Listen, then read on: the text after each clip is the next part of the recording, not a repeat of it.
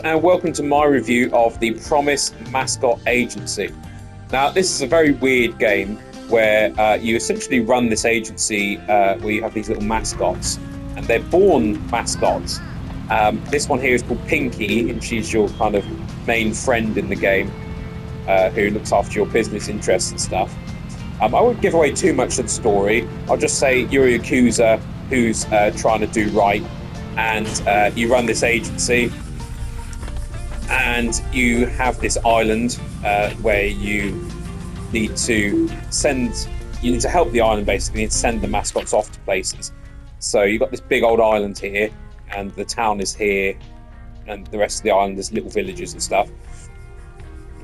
And there's loads to do. There's races, there's missions to do, obviously. There's fishing quests. There's, these phone boxes are for fast travel.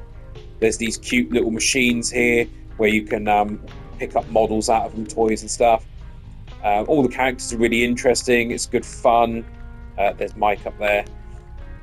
So yeah, I won't give away too much of the story. But one thing is you can't leave the vehicle.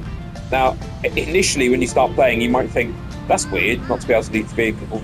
But the handling on it is pretty good and stuff, and you're able to get around everywhere without any issues. You can also jump the vehicle. You can fly it as well. It's just a really interesting, fun game where all the characters are really fun and the music's really good. It just has a really good sort of Japanese fun feel to it. In a world of like super serious games, it's nice to just have a fun, silly game like this. But it also does have a lot of depth in the gameplay and whatnot, and a lot of character. Everything about it is built with character, from the way the menus work to the way the characters are drawn and stuff. Graphically, it's kind of basic, but I think that's part of the charm. So you send your mascots off on these jobs like this. You can give them little bits of food so that they're less likely to fail the job. So basically, like I said, everything's done from within your car and in menus like this.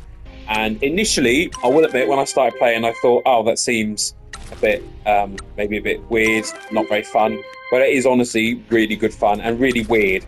It's made by a British team called Kaizen Studios, but it really feels Japanese. I would have had no idea until I kind of looked into the game a little bit that it's actually a British-made game, but obviously with heavy Japanese influence. And it's all Japanese language as well, with obviously English subtitles and menus and that. But yeah, the game itself is all spoken Japanese. So yeah, you can send them off on jobs and stuff, and then you can hire these subcontractors to do jobs around Japan for you. You can buy stickers and stuff for your van. You can get different music to play as all these characters. There's things called hero cards, but I'll let you look, when you play the game. If you do, you'll see what they're all about. Well, basically they help you protect your mascots during mission. You get these buffs when you go around and like do the stamp rally, and clear up the rubbish and stuff. And all of that sounds like busy work, but you can just do it as you're driving around. You can just spot things that need, and you can fire your little Pinky off there. There's spirits to get, signposts, and again, it sounds like busy work, but it's not. It's all actually put in really fun. And something else I really like is towards the end of the game, when you've already got lots of these things, it can get really hard then to find the last remaining, like say 10 or 20. Well, they put it on the map at that point, which is something I think a lot of more games should really do, because by putting it on the map, you actually make it that you're more likely to do it.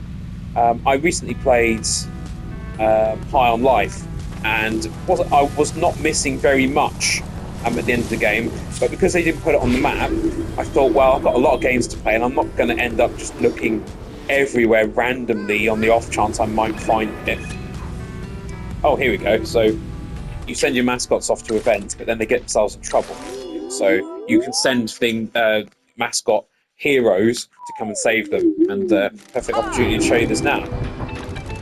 So you're supposed to be doing an event, but the vending machine has failed. And as this is a good example of the art style and how nice the game looks, really. And it's really funny because it's the devil machine is what you're fighting against. And then you use these cards essentially to fight back. So it's 62 points required to win. So what I need is some more cards, really. So you can do a mulligan, get more cards out. And then look at that one. Once you get towards the end of the game, you'll get really powerful cards like this that you can use to just win the match. Like I said, the music in the game, the art style, it's all really good. It's really good fun. It's really worth playing, and of course it's on PlayStation Plus. So likelihood is you've got PlayStation Plus, so this game's just on there. I really recommend getting it. It looks weird, it seems weird, the storyline's weird, but it's weird in a really good fun way. And I'm really glad that I played it. I'm just going to get my last trophy now, and then I'll have the platinum. I don't always go for the platinum in games because sometimes I feel that it's overly arduous to do it and it's not been fun. But this game has been fun the whole time. So yeah, I can really recommend it. I would give it a 9 out of 10. The only thing that knocks it down is that I found the crane game can be a little bit get a little bit boring after a while. But otherwise, the game's brilliant. Definitely solid 9 out of 10. So I hope you've enjoyed this review. If you have, please remember to hit that like button, leave me a comment, check out my other videos on the channel, share this on your socials, and of course, subscribe to the channel and check out my Patreon as well. I'd like to thank you very much for watching. I'll see you in the next one.